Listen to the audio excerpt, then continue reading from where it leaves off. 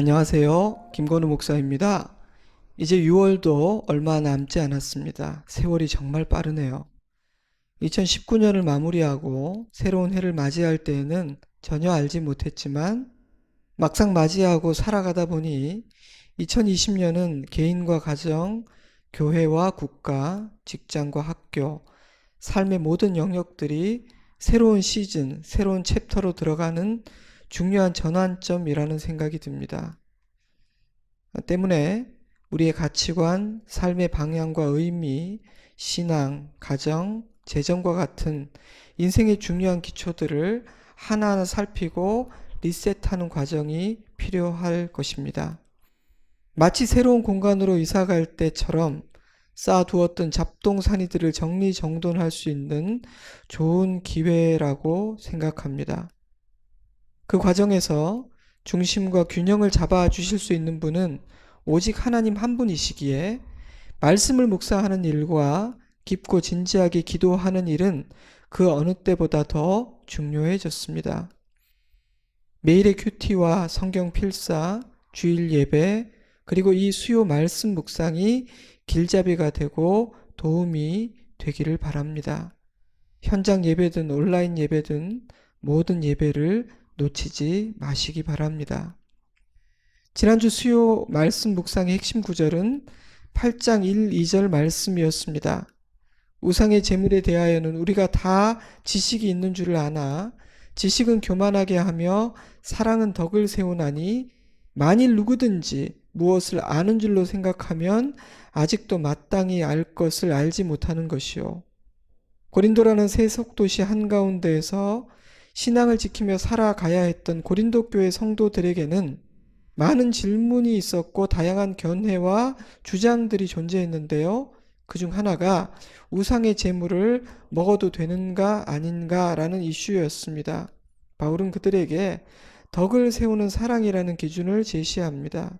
또한 덕을 세우는 사랑은 반드시 자신의 자유를 스스로 제한하는 절제라는 옷을 입게 된다고 말하죠.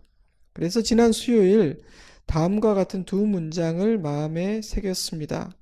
모든 것을 사랑으로 점검받으라. 즉, 내가 하려는 이 말이, 이 행동, 이 선택이 사랑으로 감싸져 있는가? 사랑이라는 성령의 열매로 검사받았는가? 물어보라.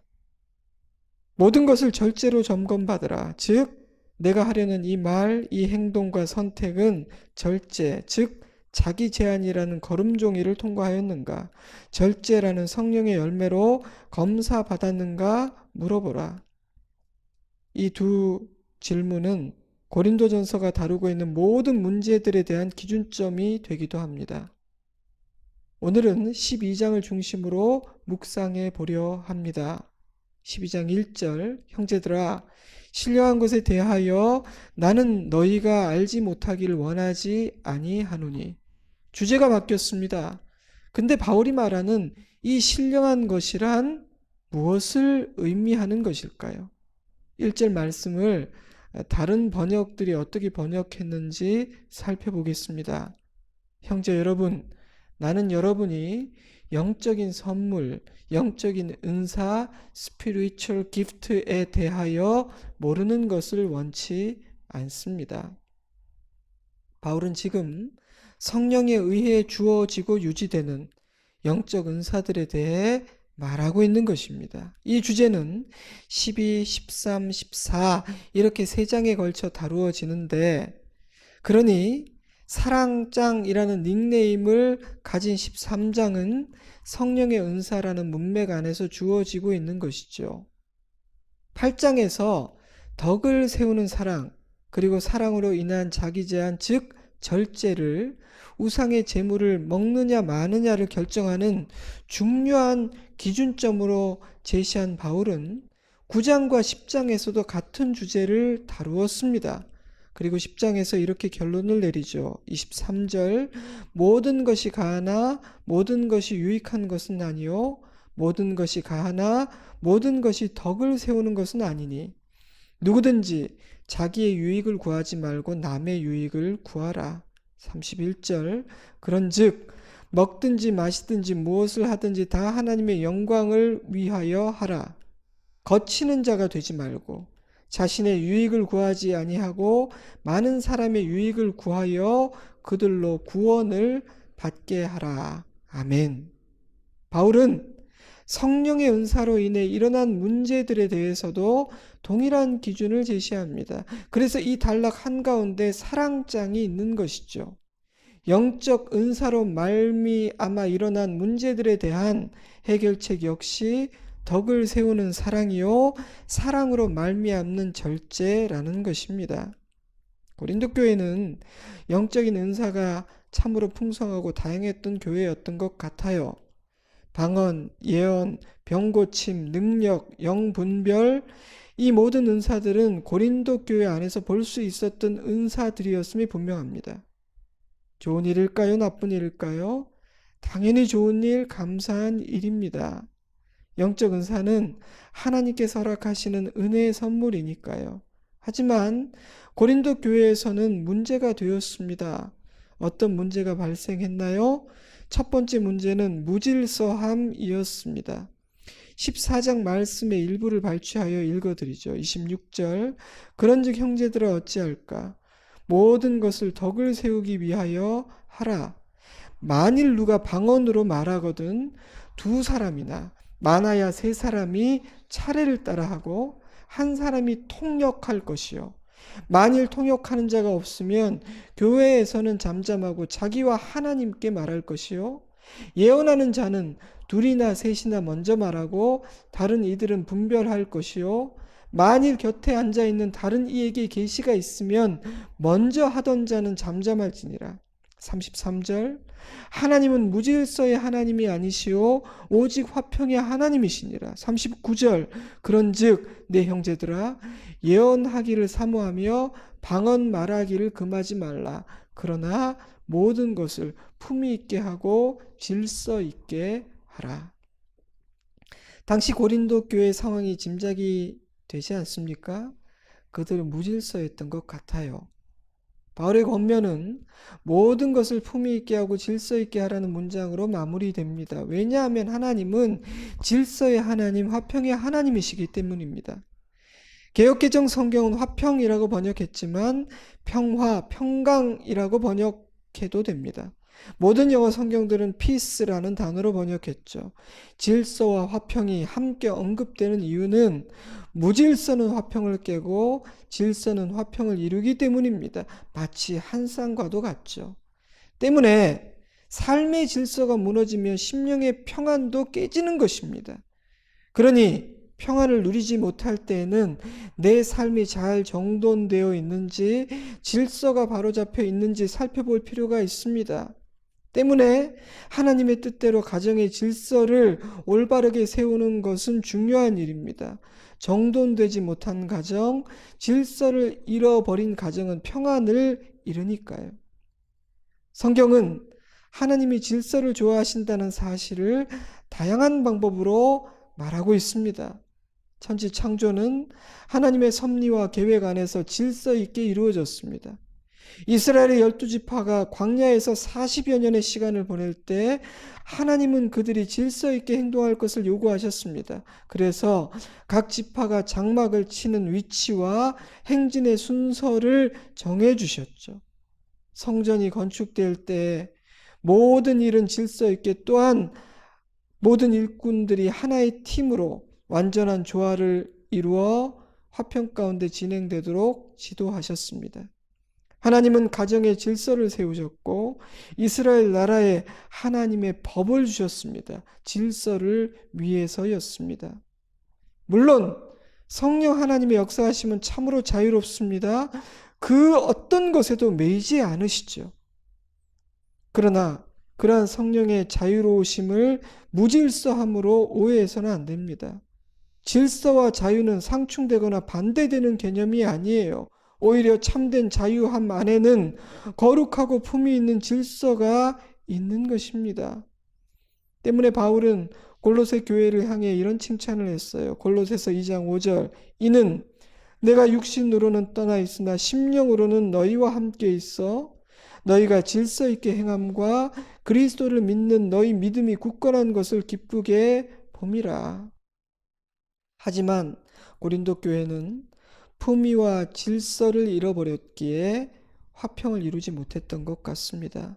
그래서 바울은 하나님이 어떤 분이신지 무엇을 좋아하시는지를 분명하게 가르쳐 줍니다.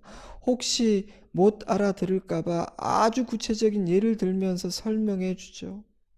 성령의 은사라고 해서 무질서하게 표현되고 마음대로 사용해도 되는 것은 아니다. 사랑 안에서 절제함으로 질서 있고 품위 있게 해야 되는 것이다. 가르쳐 줍니다. 두 번째 문제는 성령의 은사가 교만의 이유가 되었다는 사실입니다. 그들은 서로의 은사를 비교했고 우열을 가렸던 것 같습니다. 그래서 자신의 생각에 보잘것없다고 판단되는 그런 은사를 가진 자들을 무시했고 스스로 신령한 은사를 가졌다고 생각하는 자들은 매우 교만했던 것 같아요. 그 결과 교회는 하나 되지 못했고 크고 작은 다툼들이 끊이지 않았습니다. 어떤 이들은 교만했으며 어떤 이들은 자기를 비하하고 한없이 위축되었습니다. 하지만 그 모두가 하나님께서 기뻐하시는 모습이 아니었어요. 은사는 교회의 유익을 위해 주신 은혜의 선물인데 놀랍게도 그로 인해 갈등과 분열이 야기되고 시험에 들게 된 것이었습니다. 그리 된 이유는 무엇일까요? 그들이 미성숙했기 때문입니다. 3장 1절 형제들아 내가 신령한 자를 대함과 같이 너희에게 말할 수 없어서 육신에 속한 자 곧 그리스도 안에서 어린 아이들을 대함과 같이 하노라. 고린도 교회를 보며 우리는 지혜와 성숙함이 없다면 아무리 좋은 것, 아무리 거룩한 것이 주어진다 할지라도 오히려 해가 되고 문제가 될 수 있음을 깨닫게 됩니다. 빌립보서를 보세요. 영혼을 구하는 전도는 참으로 고귀한 일이지만 좋지 않은 동기로 전도하는 자들도 있지 않았습니까? 그러니 성숙함, 지혜, 겸손과 같은 그릇을 갖추는 것은 너무나 중요합니다. 그러므로 무엇인가를 구하고 원하기 전에 먼저 내가 그런 은혜와 복들을 담을 그릇을 갖추었는지 준비되어 있는지를 물어야 합니다. 겸손해야 하고 순결해야 하며 욕심을 내서는 안 됩니다. 때문에 바울은 이렇게 권면합니다. 14장 20절 말씀을 개역 개정 성경과 새번역 성경으로 읽어드립니다. 형제들아 지혜에는 아이가 되지 말고 악에는 어린 아이가 되라. 지혜에는 장성한 사람이 되라. 형제 자매 여러분 생각하는 데는 아이가 되지 마십시오. 악에는 아이가 되고 생각하는 데는 어른이 되십시오. 사랑하는 성도 여러분, 하나님께서 주시는 은혜의 선물들을 그분의 뜻대로 사용하고 마음껏 누릴 수 있는 지혜와 성숙함이 저와 여러분 모두에게 있기를 주님의 이름으로 축복합니다. 하지만 안타깝게도 고린도 교회는 성숙하지 못했습니다. 그래서 주님 주신 은혜의 선물들을 감당하지 못했어요. 그래서 많은 문제들이 일어났는데요. 그에 대한 바울의 처방은 12, 13, 14장에 걸쳐 주어집니다. 그 중에서도 12장 4절에서 7절 그리고 11절 말씀은 핵심이 되는 진리를 담고 있다고 생각됩니다. 먼저 4절에서 6절 말씀, 은사는 여러 가지나 성령은 같고 직분은 여러 가지나 주는 같으며 또 사역은 여러 가지나 모든 것을 모든 사람 가운데서 이루시는 하나님은 같으니. 바울은 은사와 직분과 사역이 여러 가지라는 사실을 강조합니다. 12절 이하에서는 교회를 하나의 몸으로 비유하며 몸에는 손도 있고 발도 있고 눈도 있고 귀도 있다고 말합니다. 한 몸인 것은 분명하지만 허락하신 은사와 맡겨진 직분과 역할은 참으로 다양하고 독특하며 서로 다르다는 것이죠. 그런데 바울은 다양하고 독특한 은사와 직분과 사역을 주시고 이루시는 하나님은 한 분이시라는 사실을 더 강조합니다. 4절에서 6절 말씀을 새번역 성경과 현대인의 성경을 제가 섞어서 다시 한번 읽어드리겠습니다.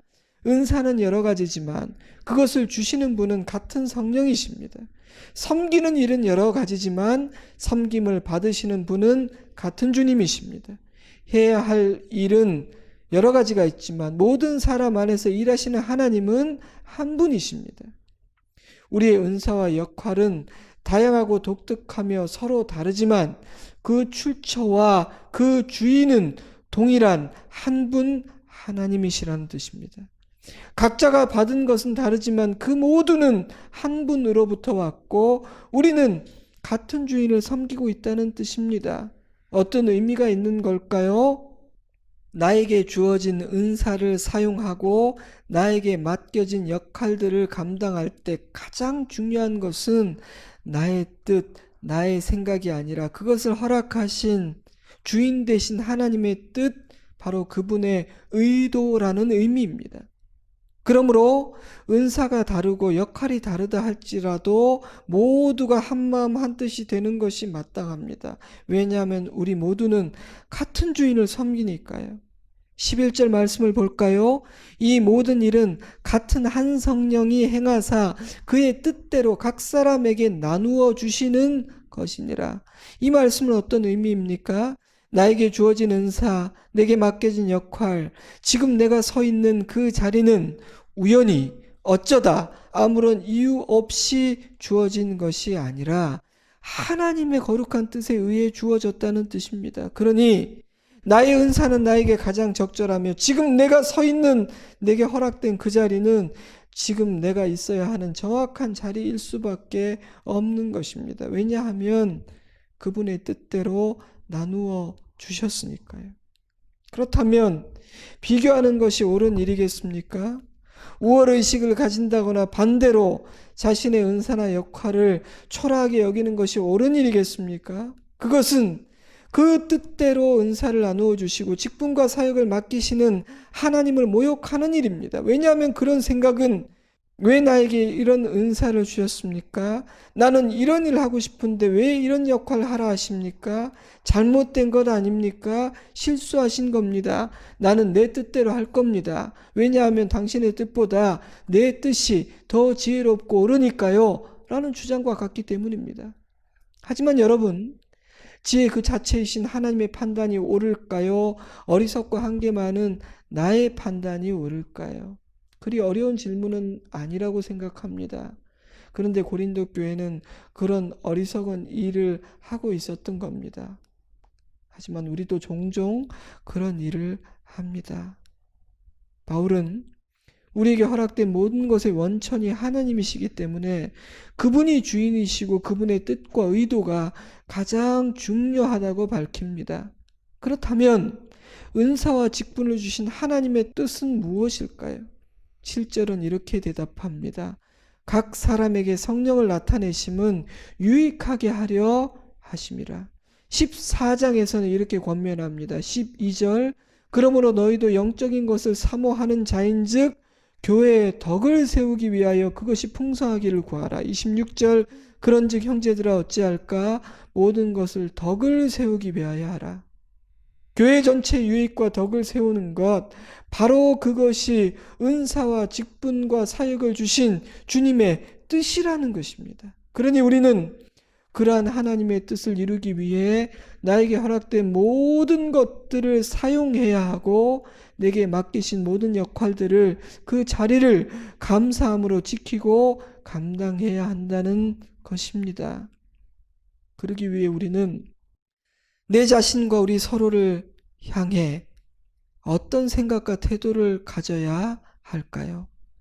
12장 21절 눈이 손더러 내가 너를 쓸데없다 하거나 또한 머리가 발더러 내가 너를 쓸데가 없다 하지 못하리라. 그뿐 아니라 더 약하게 보이는 몸의 지체가 도리어 요긴하고 우리가 몸에 덜 귀히 여기는 그것들을 더욱 귀한 것들로 입혀주며 우리의 아름답지 못한 지체는 더욱 아름다운 것을 얻느니라. 오직 하나님이 몸을 고르게 하여 몸 가운데에서 분쟁이 없고 오직 여러 지체가 서로 같이 돌보게 하셨느니라. 만일 한 지체가 고통을 받으면 모든 지체가 함께 고통을 받고 한 지체가 영광을 얻으면 모든 지체가 함께 즐거워 하느니라. 아멘. 우리는 자신에게 허락된 모든 것들을 감사하게 여기고 사랑해야 합니다. 다른 사람과 자신을 비교하며 우월의식을 갖거나 반대로 초라하게 여기는 것은 하나님의 뜻과 어긋난 생각입니다. 다른 은사, 다른 역할을 욕심내는 것 역시 하나님의 뜻이 아닙니다. 맡기시고 허락하셨는데 나는 못한다, 내 자리가 아니다 생각하는 것 또한 잘못된 생각입니다. 사랑하는 여러분, 당신은 지금 당신의 허락된 모든 자리와 역할, 주어진 은사와 사명이 주님의 선하신 뜻 안에서 허락된 것임을 인정합니까? 그래서 감사하는 마음으로 감당하고 계신가요? 저는 지금 교회에서 역할이나 직분에 대해 이야기하고 있는 것이 아닙니다. 가정과 직장과 삶의 모든 영역에서 그러한지를 묻고 있는 것입니다. 주님의 뜻과 시간에 순종하고 충성하면 하나님은 당신의 선한 뜻을 온전히 이루십니다. 충성한 자에게는 또 다른 사명이 허락되고 상을 주십니다. 필요하다면 때가 되면 이동시켜 주시고 승진시켜 주실 것입니다. 하지만 그것은 우리의 뜻에 속한 일이 아니라 하나님의 뜻과 하나님의 시간에 속한 일입니다. 때문에 우리가 해야 할 일, 우리가 가져야 할 태도는 다른 은사, 다른 자리, 다른 역할을 기웃거리는 것이 아닙니다. 지금 나에게 허락된 은사와 사명과 역할을 감사함으로 받고 신실하게 충성하는 것입니다. 나의 유익이 아니라 몸 전체의 유익을 위해 내 자리를 지키고 나의 은사를 사용하는 것입니다. 그러면 자신이 복을 누리게 될 뿐 아니라 내 가정, 내 교회, 내 직장, 내 나라가 복을 받게 됩니다. 주님의 선하신 뜻이 이루어지는 것을 보게 됩니다. 그때 우리는 기쁘고 즐거울 것입니다. 그것이 주님의 뜻이며 주님이 일하시는 방법입니다. 또한 우리는 다른 지체들을 귀하게 여기고 서로 감사해야 하며 서로 돌아보아야 합니다.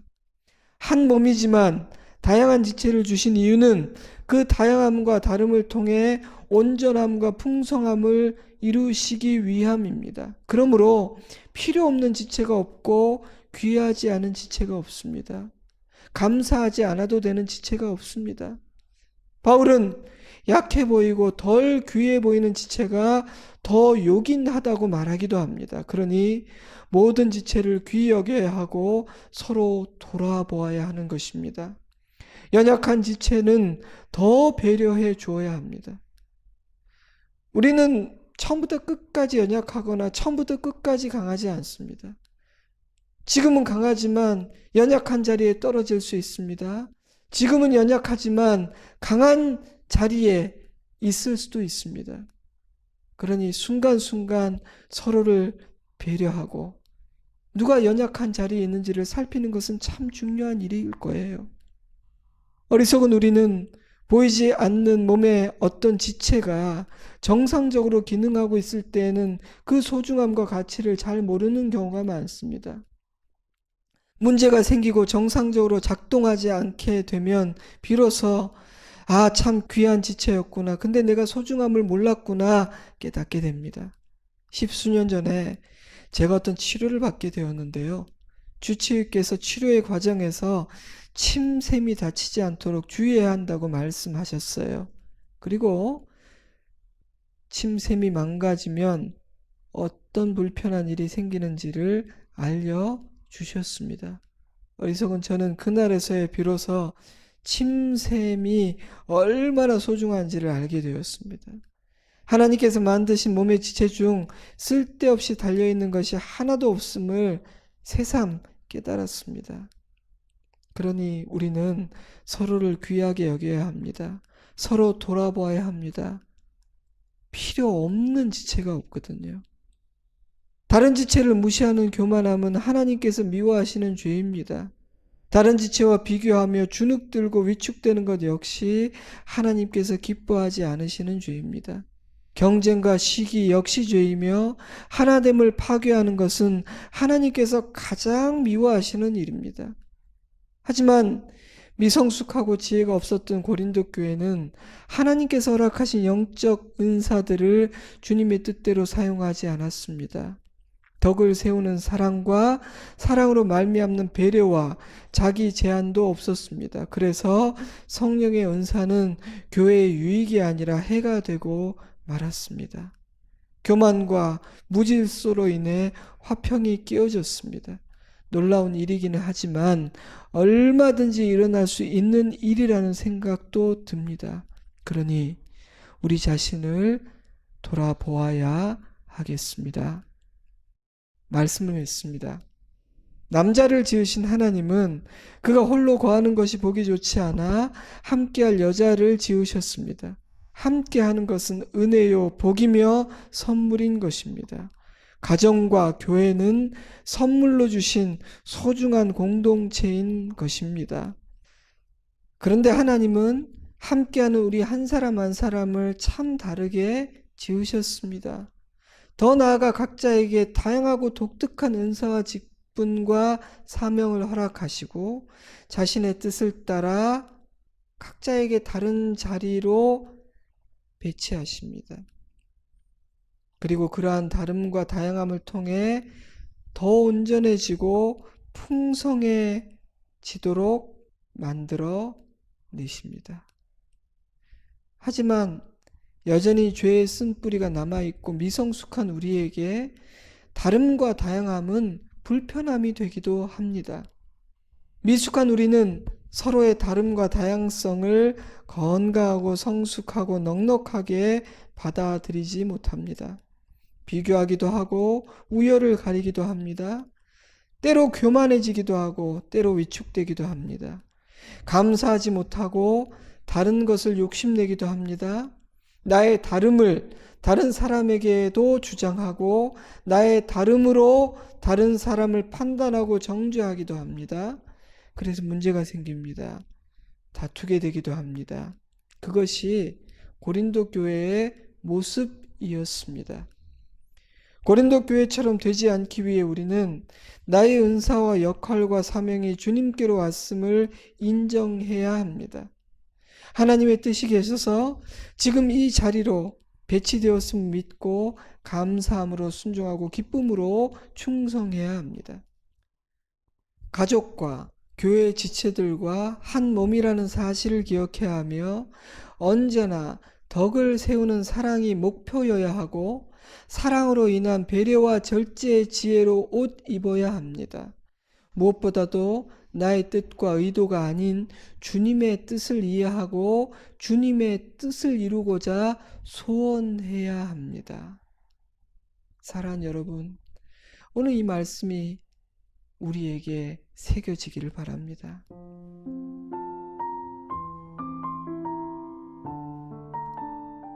이 모든 교훈은 교회와 가정에 적용됩니다.